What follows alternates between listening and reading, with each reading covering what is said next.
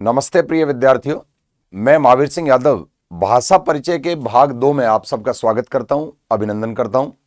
प्यारे विद्यार्थियों, भाषा की परिभाषा, भाषा की व्युत्पत्ति और भाषा के पर्यायवाची आपने पूर्व क्लास में पढ़े थे, जिसके अनुसार सबसे पहली बात जो आपके सामने आई उसमें मैंने आपको बताया था कि भास धातु के अंत में अच प्रत्यय जोड़ने पर भास शब्द बनता है और भास शब्द के अंत में स्त्री प्रत्यय टाप जोड़ने पर भाषा शब्द बनता है। भाषा आकारांत स्त्रीलिंग शब्द है जिसका अर्थ होता है अभिव्यक्त करने वाली, जो विचार और भावों को अभिव्यक्त कर दे उसी को भाषा कहा जाता है।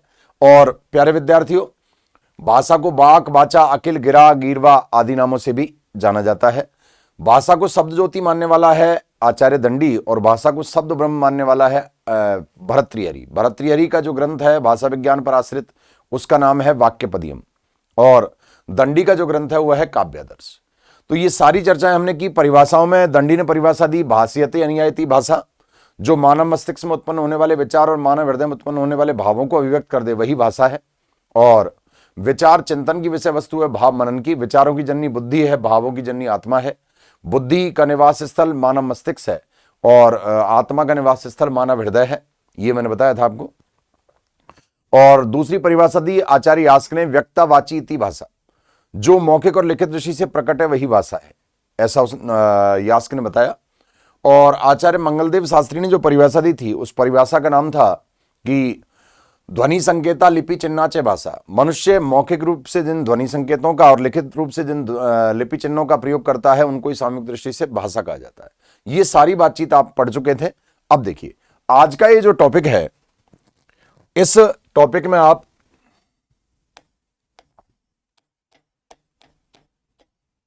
भाषा के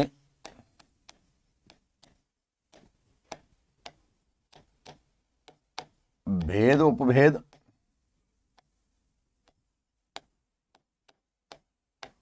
तथा उपयोगिता,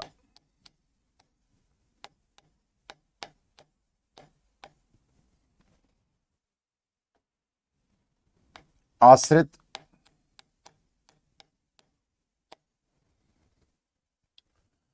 स्मरणीय तथ्य पढ़ने जा रहे हो।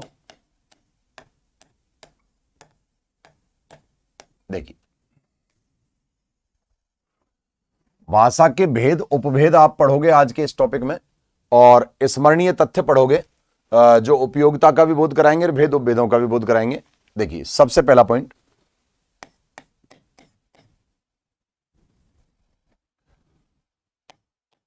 प्रत्येक भाषा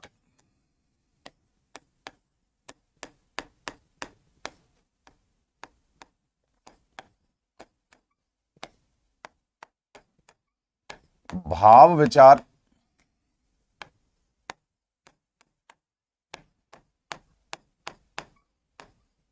अभिव्यक्ति का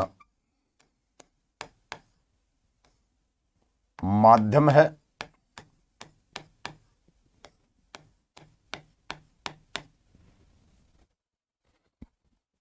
परंतु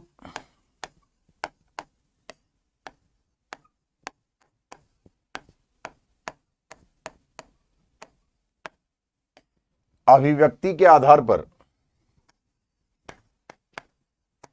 एक बात याद रखिएगा, आदि मानव ने अपने भाव विचार प्रकट करने के लिए चित्राक्षरी लिपि का प्रयोग किया था, जिसे सैंधव लिपि भी कहते हैं। प्रत्येक भाषा भाव विचार अभिव्यक्ति का माध्यम है, परंतु अभिव्यक्ति के आधार पर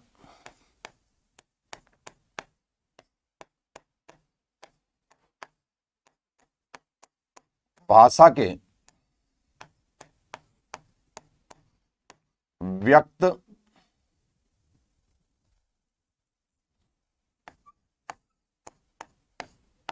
तथा अव्यक्त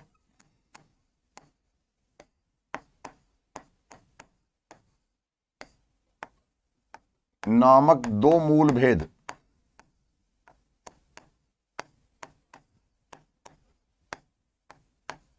होते हैं।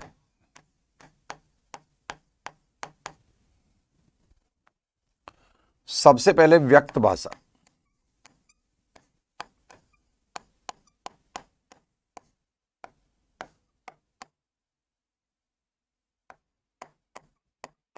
वाणी का जो रूप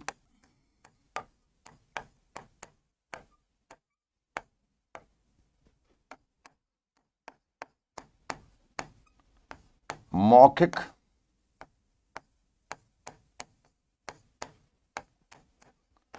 एवं लिखित दृष्टि से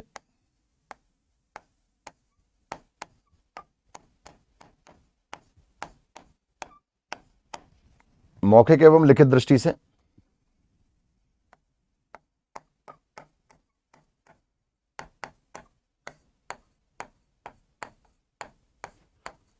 प्रत्यक्ष रहता है उसे व्यक्त भाषा माना जाता है।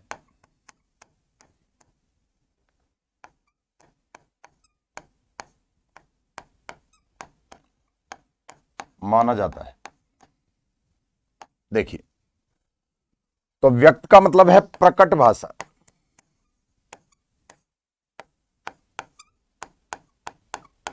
व्यक्त भाषा का तात्पर्य हुआ प्रकट भाषा। अब देखिए,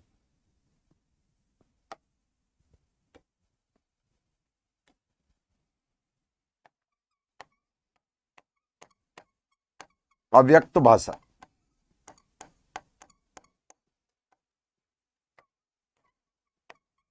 इसको कूट भाषा कह सकते हैं। देखिए,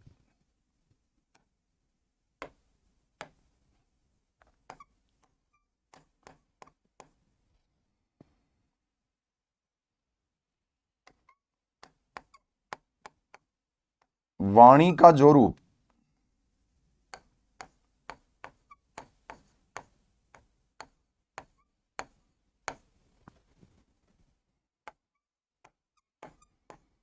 कूट ऑब्लिक संकेतों के रूप में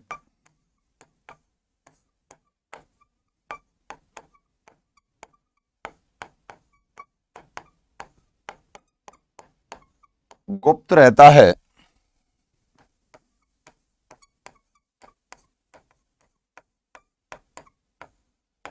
उसे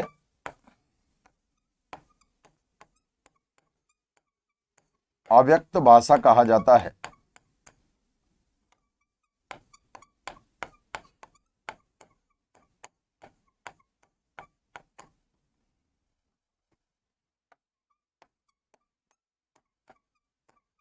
अव्यक्त भाषा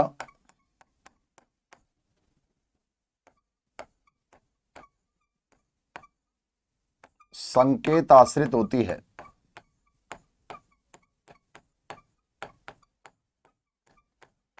देखिए प्यारे विद्यार्थियों, वाणी का जो रूप मौखिक और लिखित दृष्टि से प्रकट है वह व्यक्त वाणी है। जैसे मैं जो बोल रहा हूं वो व्यक्त वाणी मानी जाएगी। मौखिक रूप से सुनाई दे रही है, लिखित रूप से आपको दिखाई देगी, तो वो व्यक्त वाणी है। लेकिन वाणी का जो रूप कूट अथवा संकेतों के रूप में है, जैसे मैंने ऐसे इशारा किया इसका तात्पर्य मैं पानी पीऊंगा, ऐसे इशारा किया मैं खाना खाऊंगा, मैंने ऐसे इशारा किया बैठ जाओ, ऐसे इशारा किया खड़े हो जाओ, इसी तरह से मैंने जो है ऐसे इशारा किया अंदर आ जाओ, ऐसे इशारा किया बाहर चले जाओ। ये सारे संकेत यातायात के जो नियम हैं उनके लिए जो लाल बत्ती होती है उसका अर्थ होता है रुकना, हरी का अर्थ होता है चलना, पीली का अर्थ होता है देखकर निकलना। तो जो संकेतों के अर्थ को जानता है वही कूट भाषा को जान सकता है। जैसे आप रीजनिंग में पढ़ते हो, राम को श्याम कहा जाए, श्याम को मोहन कहा जाए तो गणेश को क्या कहेंगे, ए को जी को सी को टी कहा जाए तो एफ को क्या कहेंगे, इस तरह से आता है। और आर्मी और जो है पुलिस में कोड वर्ड में जो है आपस में वार्तालाप होता है ऑफिसर्स में, और जो है वो भी जो है कूट भाषा ही माना जाता है। तो कूट या संकेत भाषा जो है, गुप्तचर एजेंसियां भी कूट भाषा में बात करती हैं। तो ये याद रखें कि जो कूट अथवा संकेत के रूप में है उस भाषा को, अब जैसे पशुपालक पशु की चेष्टाओं से उसके जो है संकेतों को समझ जाता है, तो पशु पक्षियों की भाषा भी कूट भाषा में आ जाती है, संकेत भाषा में आ जाती है। तो इस तरह से याद रखें कि वाणी के दो रूप हैं, व्यक्त और अव्यक्त। ये याद रखें, अभिव्यक्ति के आधार पर दो रूप है, व्यक्त भाषा और अव्यक्त भाषा, दो मूल भेद हैं इसके। अब देखिए,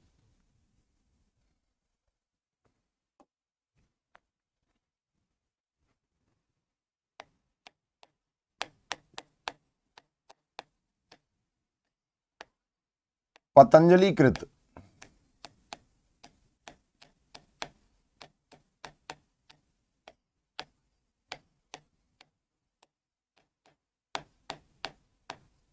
महाभाष्य के अनुसार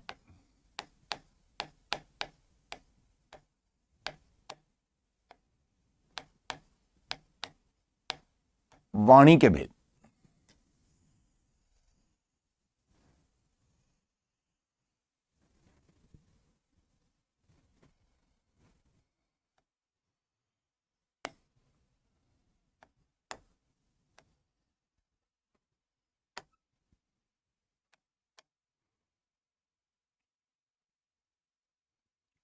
परा,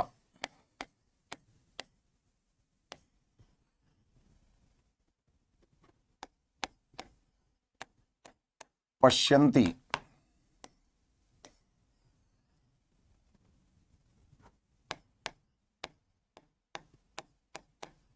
मध्यमा,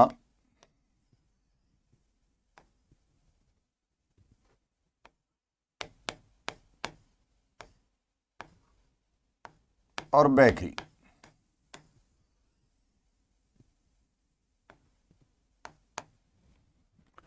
परा, पश्यन्ति, मध्यमा और बैखरी।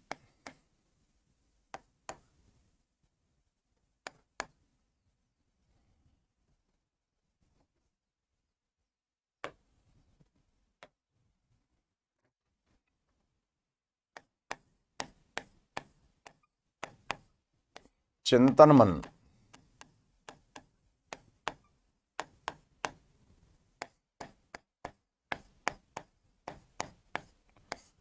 की परिधि से परे।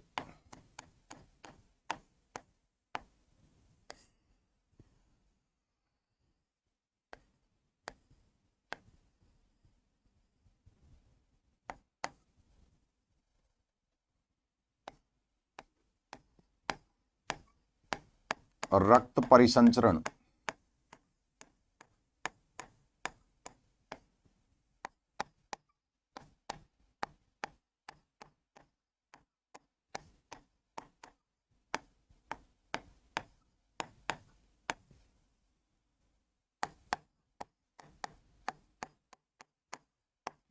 प्रतिलक्षित वाणी।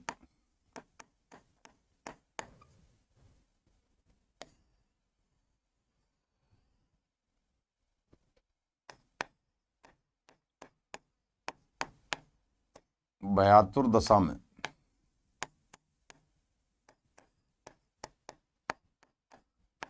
निःसृत वाणी,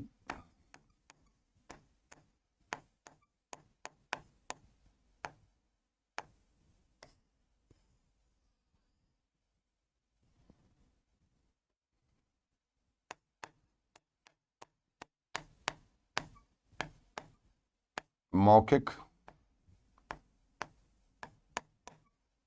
एवं लिखित।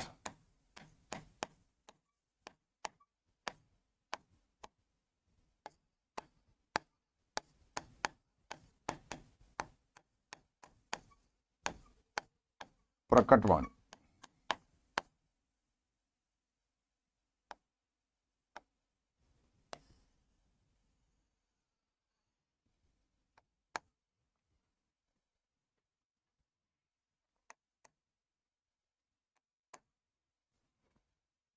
पतंजलि कृत महाभाष्य के अनुसार वाणी के जो भेद हैं वो चार हैं: परा, पश्यन्ति, मध्यमा और बैखरी। जो चिंतन और मनन की परिधि से परे है, जिसे सामान्य बुद्धि वाला मनुष्य जो है समझ नहीं सकता, वो जो है परा है। जो रक्त परिसंचरण और हृदय के स्पंदन में कान इस तरह बंद करने पर जो ध्वनि हमारे शरीर के अंदर सुनाई देती है, उसे जो है पश्यन्ति कहा जाता है। और डर की अवस्था में अचानक जो हमारे मुख से निकलती है उसे जो है मध्यमा कहा जाता है। और जो मौखिक और लिखित दृष्टि से प्रत्यक्ष है उसे बैखरी कहा जाता है। तो देखिए, जो परा है उसको दिव्यवाणी,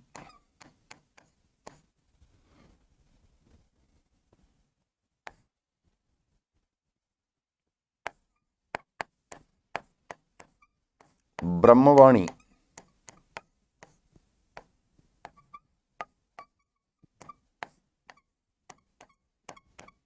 ईशवाणी,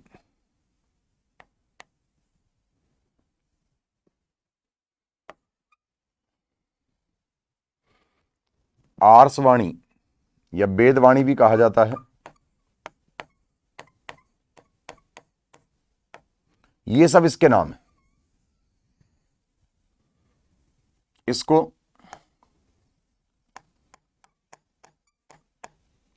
प्राण रूप वाणी,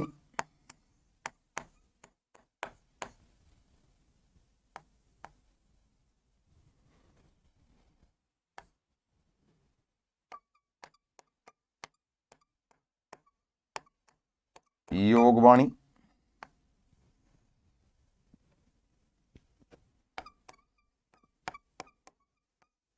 भ्रमित वाणी आदि नामों से जाना जाता है। चलित वाणी भी कहा जाता है इसको।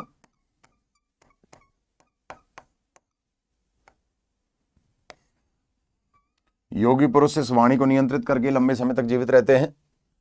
इसको सहसा वाणी, रात्रि काल में सो रहे हैं, अचानक हमने स्वप्न देखा कि 4-5 आदमी हमें मारने आ रहे हैं, हम बोलना चाहते हैं, बोल नहीं पा रहे, भागना चाहते हैं, भाग नहीं पा रहे, तभी अचानक जोर से चिल्लाते हैं और हमारी आंखें खुल जाती हैं, हम देखते हैं ये तो स्वप्न था। तो वो अचानक जो वाणी निकलती है भयातुर अवस्था में, वो जो है मध्यमा है। इसको सहसा वाणी भी कहते हैं, सहसा वाणी भी कहा जाता है।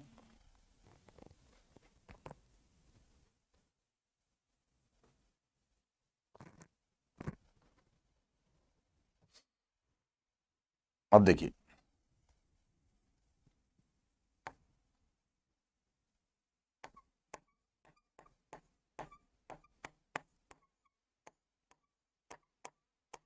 इसको सुषुप्त वाणी भी कहा जाता है।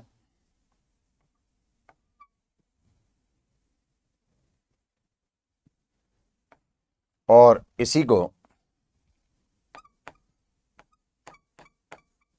भयातुर वाणी भी कहा जाता है।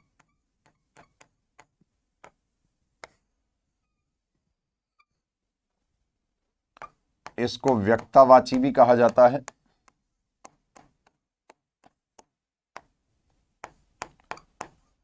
प्रकट वाणी भी कहा जाता है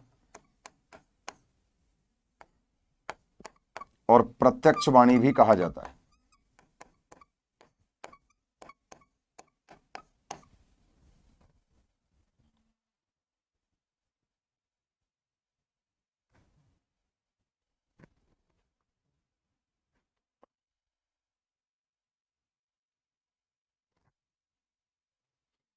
व्यक्तावाची, प्रकटवाणी, प्रत्यक्षवाणी, कई नामों से इसको जाना जाता है।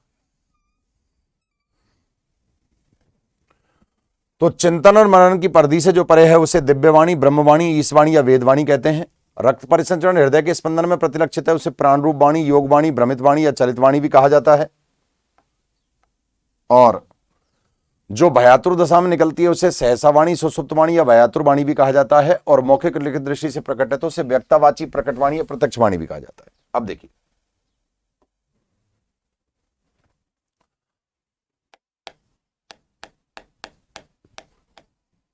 भाषा के भाग।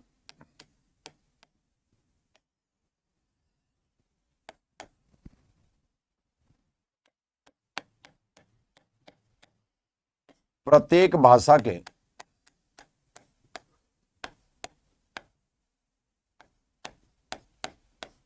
व्याकरण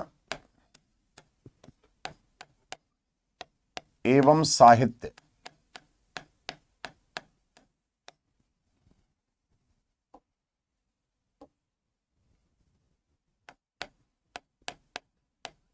नामक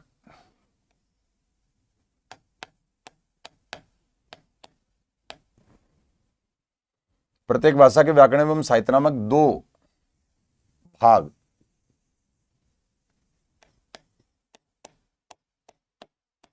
होते हैं।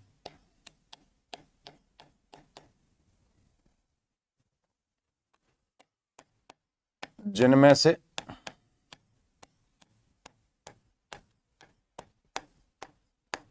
साहित्य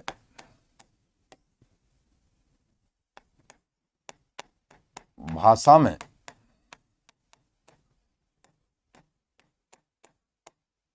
कल्याणकारिता उत्पन्न करता है,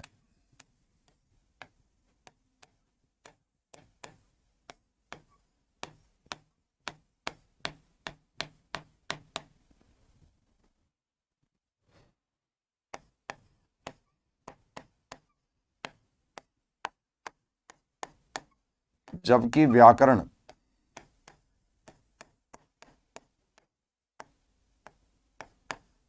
भाषा में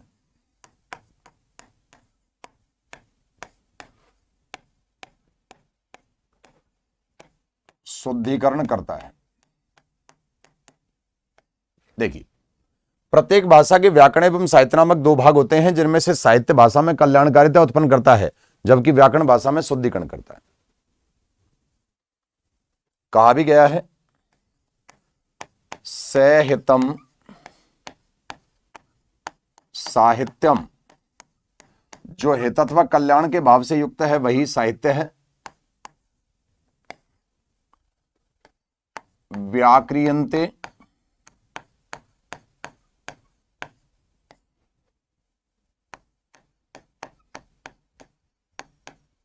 व्युत्पाद्यन्ते शब्दा अनेन इति व्याकरणम।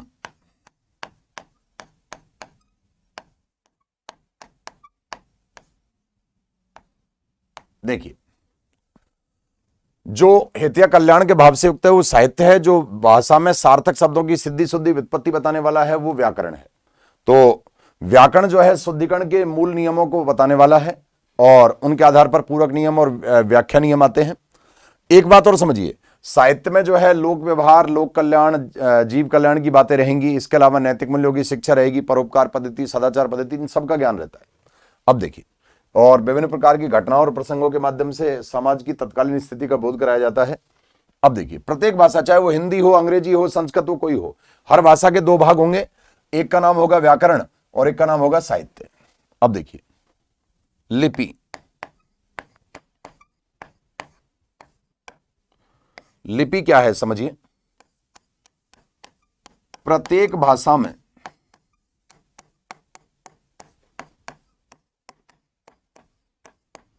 लेखन का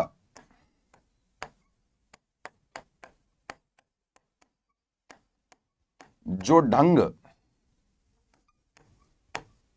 तरीका,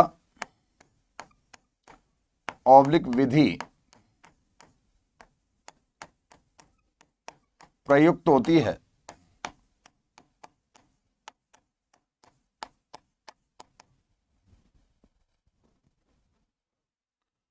उसे लिपि कहा जाता है।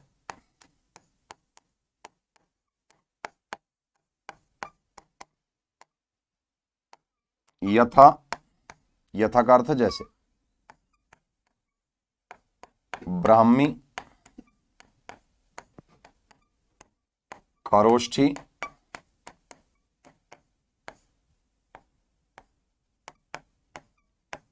देवनागरी,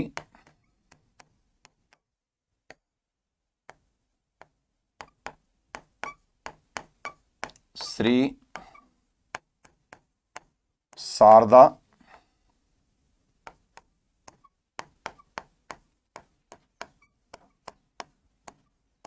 गुरुमुखी। ब्राह्मी, खरोष्ठी, देवनागरी, श्री, शारदा, गुरुमुखी।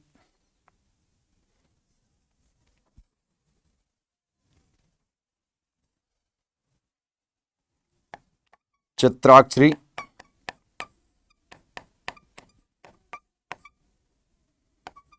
इत्यादि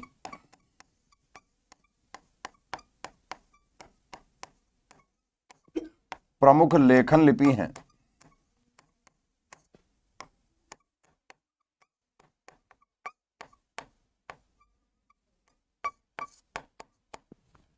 जिनमें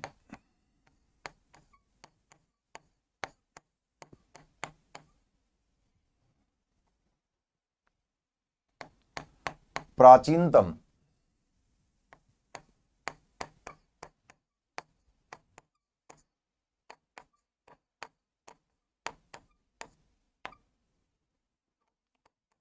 लेखन लिपि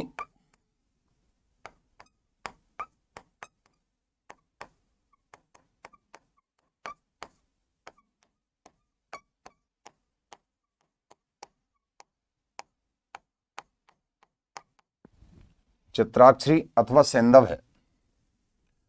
ध्यान दीजिए, अब इसमें एक खास बात देखिए,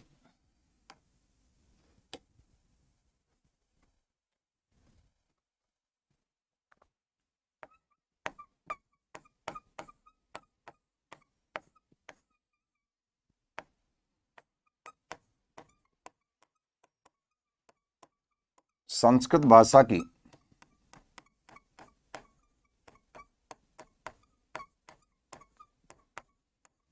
लेखन लिपि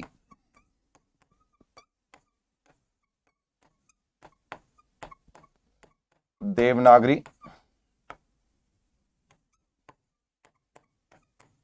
तथा टंकण लिपि,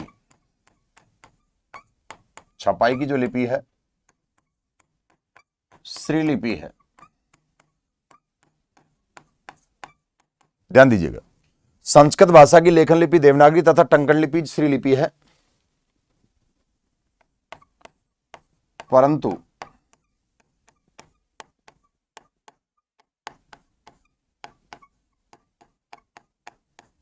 पंजाबी भाषा की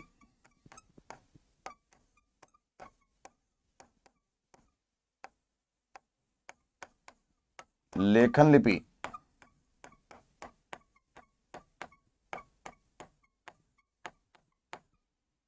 गुरुमुखी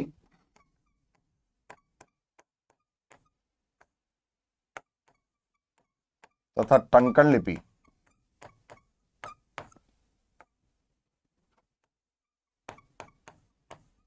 शारदा लिपि है। ये फैक्ट विशेष रूप से ध्यान दें, ध्यान दीजिएगा। संस्कृत भाषा की लेखन लिपि देवनागरी तथा टंकण लिपि श्रीलिपि है, परंतु पंजाबी भाषा की लेखन लिपि गुरुमुखी तथा टंकण लिपि शारदा लिपि है। तो किसी भी भाषा में लेखन का जो तरीका या ढंग अपनाया जाएगा उसे लिपि कहा जाएगा। और प्रत्येक भाषा के दो भाग हैं, साहित्य और व्याकरण। साहित्य कल्याणकारिता उत्पन्न करता है, व्याकरण शुद्धिकरण करता है। अब देखिए, भाषा की उपयोगिता पर हम चर्चा करते हैं।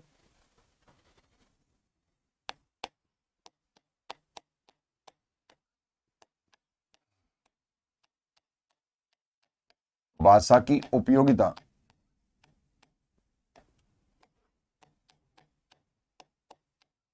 बोधक कथन।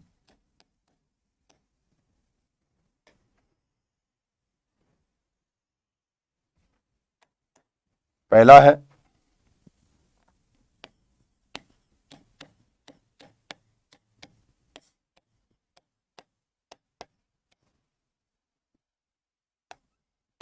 दंडीकृत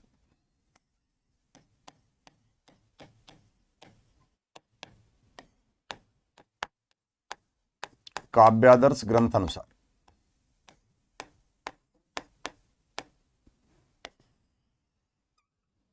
आचार्य दंडी द्वारा रचित काव्यादर्श ग्रंथ के अनुसार।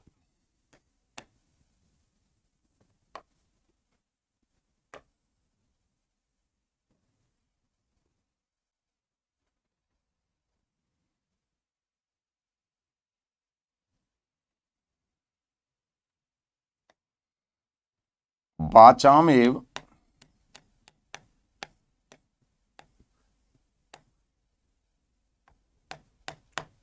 प्रसादेन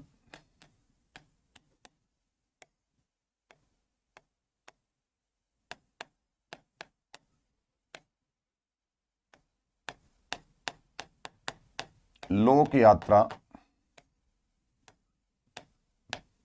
प्रवर्तते।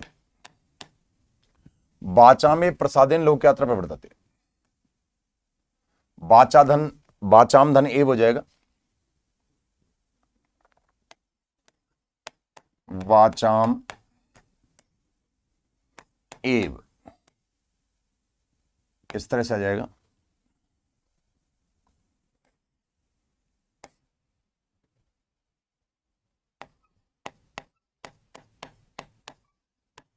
वाणी के माध्यम से ही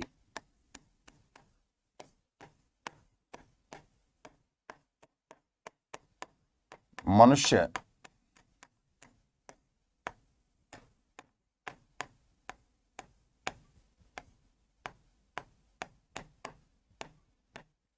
सुखपूर्वक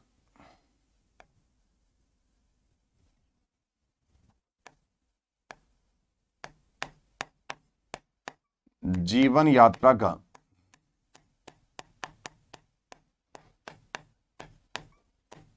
निर्वाह कर सकता है।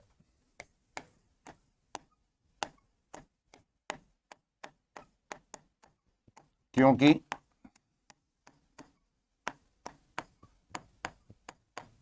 वाणी ही संवाद एवं संपर्क का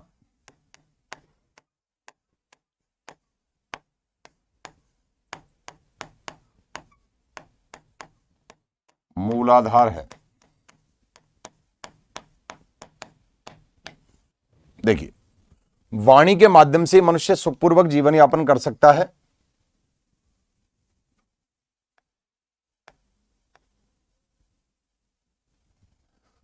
क्योंकि वाणी अगर नहीं है तो गूंगे मनुष्य का जीवन बड़ा दुखी हो जाता है। अब देखिए, दूसरा कथन कहा है, लोक संत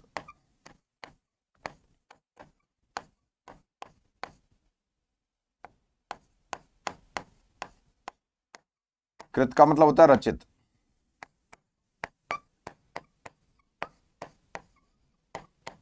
नीति सतकम। देखो, जो व्याकरण शास्त्री भर्तृहरि है उसके ग्रंथ का नाम वाक्यपदियम है, और जो लोक संत भर्तृहरि है उसके 3 प्रमुख ग्रंथ है, नीति सतकम, श्रृंगार सतकम और वैराग्य सतकम।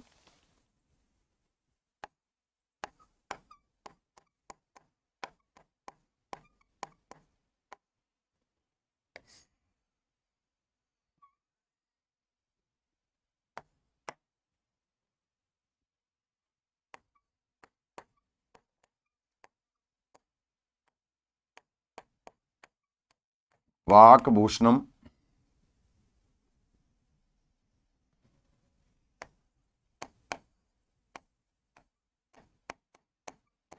भूषण।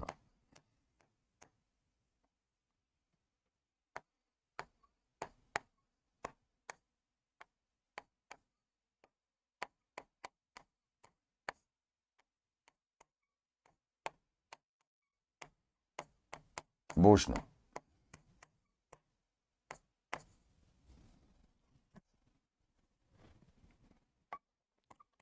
तात्पर्य है मधुर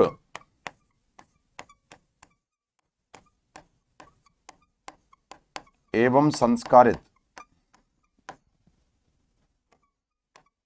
वाणी ही मनुष्य का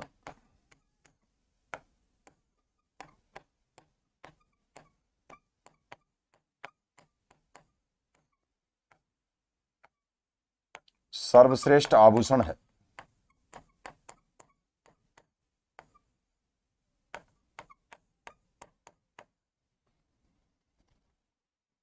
देखिए, मधुर एवं संस्कारित वाणी मनुष्य का सर्वश्रेष्ठ आभूषण है। वाचा में प्रसादेन लोक यात्रा प्रवर्तते, वाणी के माध्यम से मनुष्य जीवन यात्रा को सफल कर सकता है। और भुजबंद बाजूबंद पहनने से, अंगूठी हार पहनने से, इत्र लगाने से, बालों की सजावट करने से, केसों की सजावट करने से मनुष्य की शोभा नहीं बढ़ती। मधुर और संस्कारित वाणी से मनुष्य की शोभा में वृद्धि होती है, क्योंकि कहा भी गया है, ऐसी वाणी बोलिए मन का आपा खोए, और औरों को शीतल करे आप शीतल होए। तो मधुर और संस्कारित वाणी का बड़ा महत्व है। बिना वाणी के जो है अज्ञान का अंधकार फैल जाता है। ज्ञान रूपी प्रकाश ही जो है वो वाणी है। तो प्यारे विद्यार्थियों, आज की इस क्लास में आपने वाणी के या भाषा के प्रमुख भेद पढ़े, और इसके अलावा जो है आपने ये भी जान लिया कि अभिव्यक्ति के आधार पर भाषा व्यक्त और अव्यक्त 2 रूपों में है। और पतंजलि के अनुसार वाणी के 4 भेद माने गए, परा, पश्यंती, मध्यमा और वैखरी। प्रारंभिक 3 है अव्यक्त, और वैखरी जो है वो व्यक्त है, ये याद रखिएगा। वैखरी वाणी के आधार पर ही पतंजलि ने जो है, पाणिनि ने जो है संस्कृत भाषा में वर्णों की कुल संख्या 63 अथवा 64 मानी है। इसको आप लिख सकते हैं।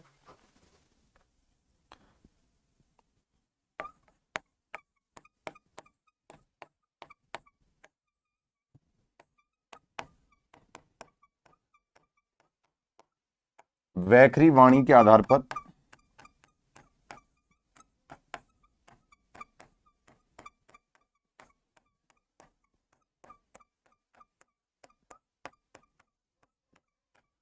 पाणिनि के मतानुसार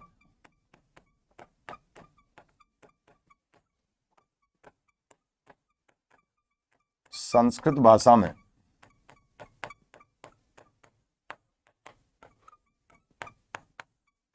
कुल 63/64 वर्ण हैं।